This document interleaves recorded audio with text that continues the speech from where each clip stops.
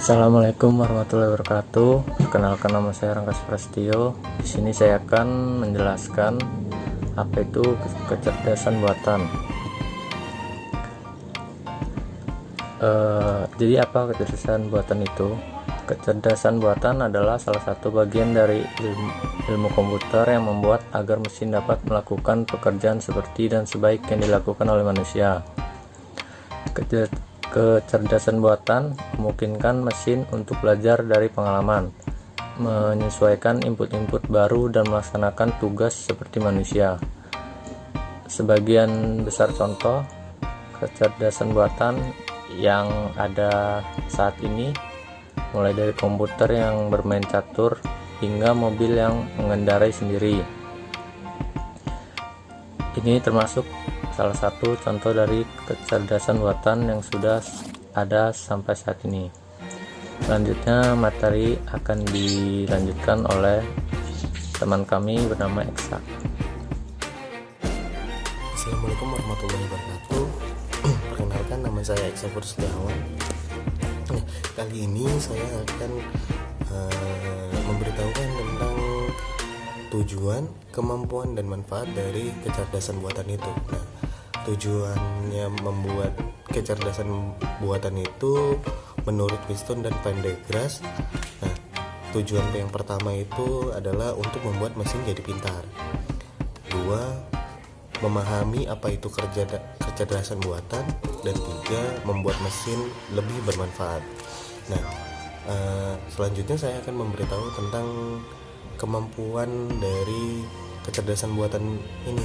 Yang pertama itu menganalisis, yang kedua itu mengolah big data, yang ketiga itu merespon dengan cepat.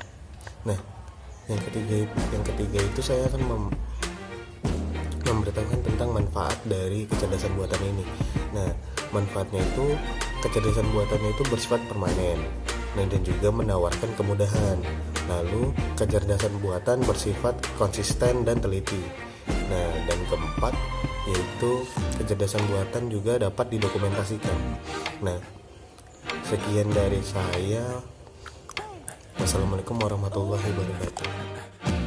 Assalamualaikum warahmatullahi wabarakatuh. Saya Rahmat Rizdiandi dari kelompok pekerja. Di sini saya akan membahas tentang kekurangan dan rapid miner. Kekurangan buatan manusia pasti masih memiliki kekurangan walaupun hanya sedikit. Artificial intelligence sendiri memiliki kerugian seperti tidak memiliki common sense dan kecerdasan terbatas. Maksudnya yaitu AI hanya mengelola data dan memutuskan sesuatu sesuai data yang dikumpulkan. Berbeda dengan manusia yang masih mempertimbangkan naluri dalam mengambil keputusan.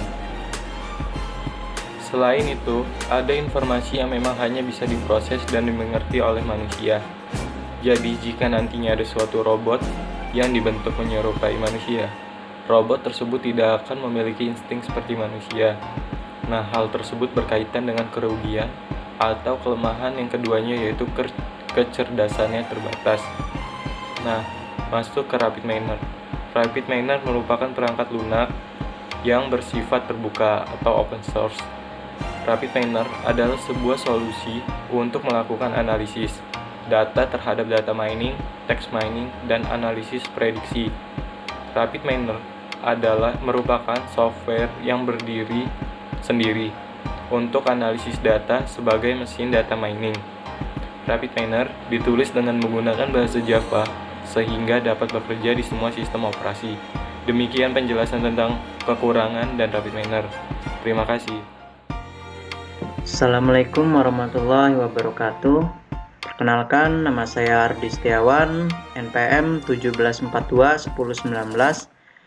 Di sini saya akan menjelaskan beberapa sifat dari rapid miner. Antara lain, yang pertama, ditulis dengan bahasa pemrograman Java sehingga dapat dijalankan di berbagai sistem operasi.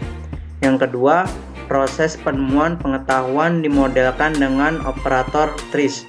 Yang ketiga, representasi XML internal untuk memastikan format standar pertukaran data. Yang keempat, bahasa scripting memungkinkan untuk eksperimen skala besar dan otomatisasi eksperimen. Yang kelima, bahasa scripting memungkinkan untuk eksperimen skala besar dan otomatisasi eksperimen. Yang keenam, konsep multilayer untuk menjamin tampilan data yang efisien dan menjamin penanganan data. Dan yang terakhir, memiliki tampilan GUI, command line mode, dan Java API yang dapat dipanggil dari program lain. Yang selanjutnya, ada beberapa fitur dari RapidMiner, antara lain yang pertama, banyaknya algoritma data mining seperti decision tree dan self-organization map. Yang kedua, bentuk grafis yang canggih seperti tumpang tindih diagram histogram, tree chart, dan 3D scatter plots. Yang ketiga, banyaknya variasi plugin seperti text plugin untuk melakukan analisis teks. Yang keempat, menyediakan prosedur data mining dan machine learning termasuk ETL yang disebut juga extraction, transformation, loading, data preprocessing, visualisasi, modeling, dan evaluasi. Yang kelima, proses data mining tersusun atas operator-operator yang nestable, dideskripsikan dengan XML dan dibuat dengan GUI. Dan yang terakhir, mengintegrasikan proyek data mining Weka dan statistika R. Mungkin itu saja yang dapat saya sampaikan. Selanjutnya akan disampaikan oleh kawan kami. Assalamualaikum warahmatullahi wabarakatuh. Nama saya Hemi Arjuna Erpanji. Di sini saya akan menjelaskan tentang spesifikasi minimal yang dibutuhkan oleh software RapidMiner. 1. Sistem operasi. RapidMiner merupakan sebuah software yang multiplatform, sehingga software ini dapat digunakan pada berbagai sistem operasi berikut ini. Berikut ada beberapa jenis sistem operasi yang dapat diinstal RapidMiner. Pertama ada Windows, 2 Linux, 3 dan Apple. 2. Java Runtime Environment versi 6. Selain itu, penggunaan server Rapid Analytics dalam kombinasi dengan RapidMiner dapat memaksimalkan proses analisis. Pada RapidMiner, meskipun tugas analisis sudah banyak dapat dijalankan dengan RapidMiner desktop client. Dalam hal ini, proses analisa dirancang dengan RapidMiner, kemudian dieksekusi oleh server analytics.